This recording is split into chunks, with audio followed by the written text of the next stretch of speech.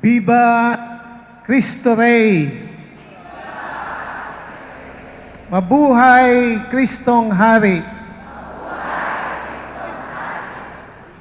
Ito po ang sinisigaw ng lahat ng mga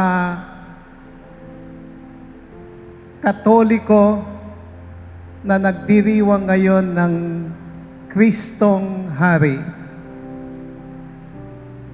Pero mahalaga daw, unang-una, ay yung sigaw ng puso ng bawat isa sa atin.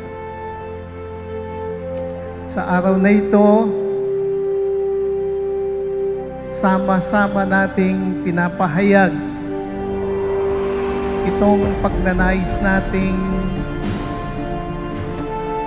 iluklok si Jesus sa puso ng bawat isa sa atin.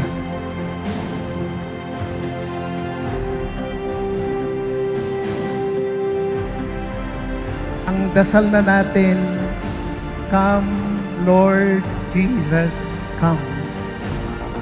Come, Lord Jesus, come. At sa pinakahuling araw, sinisigaw nating lahat, si Kristo ang aking hari. Parang sinasabi po sa atin yung lahat ng ginawa natin from first Sunday of Advent hanggang po ngayong araw na ito. Ang lahat tinutumbok po itong araw na ito. Ito yung kahulugan ng lahat ng ginagawa natin. Yung maghari si Jesus sa buhay ng bawat isa sa atin. Napakahalaga na sa araw na ito, ini-examine po natin yung ating konsensya.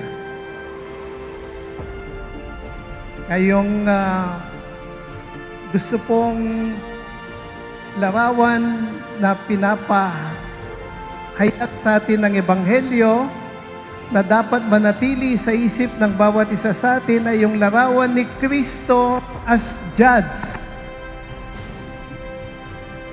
Ihiwalay niya yung mga tupa at ihiwalay niya yung mga kambing.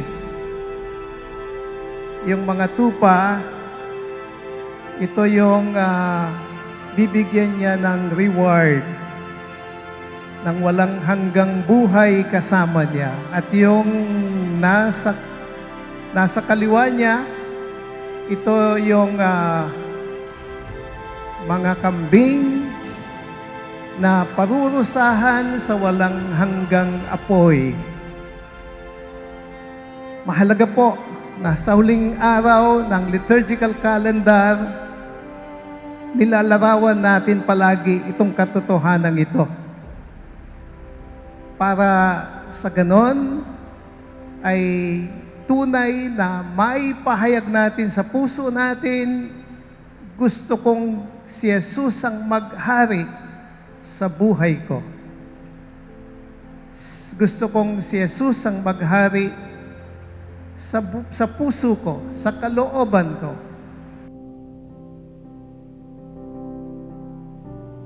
Napansin ba ninyo kakaiba ang pagdiriwang sa taong ito? Dati-rati, ang ating pinoprosesyon ay ang Blessed Sacrament. Pero ngayon, ang pinirosesyon natin ay mga sacred images. Sapagkat, isa sa ating pastoral priorities ay popular religiosity, kung saan tayo ay natutulungang magdasal sa pamamagitan ng mga sagradong imahen, sa pamamagitan ng rosaryo at mga nobenaryo. Pagpasok natin sa katedral, doon na lang tayo sumamba sa Santisimo Sakramento, ang katawan ni Kristo, ang banal na Eukaristiya. Ngayong mga buwan ng Oktubre at Nobyembre, ang ating ipinagdiwang at isinabuhay ay popular religiosity. Isa sa 7 priorities ng Diocese ng San Jose. Yung priority natin sa buhay natin ay yung mga nangangailangan, yung mga nagugutom, yung mga nauuhaw, yung mga may sakit, yung mga nakakulong, yung mga hubad na dapat damitan, yung mga hindi nila maipalibing, yung mga patay nila na ibang yung paanyaya sa atin ay ito, whatever you do to them, you do unto me. Sa akin ninyo ginagawa.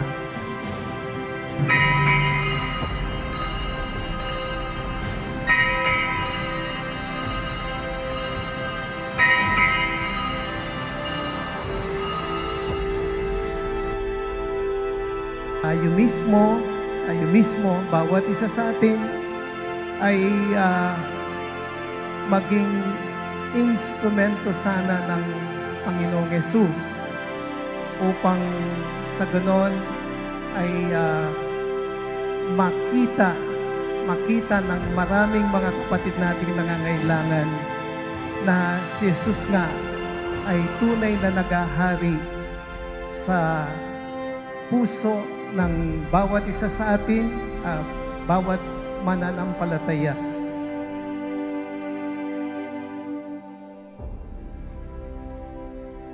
Pag meron po tayong nakitang isang taong nagpapakain sa nagugutom, nandun si Jesus dito sa taong ito na nagpapakain sa nagugutom. Pag may nakita tayong taong nag-aalaga ng may sakit, kahit na sa pamilya, nandun si Jesus. Sapagkat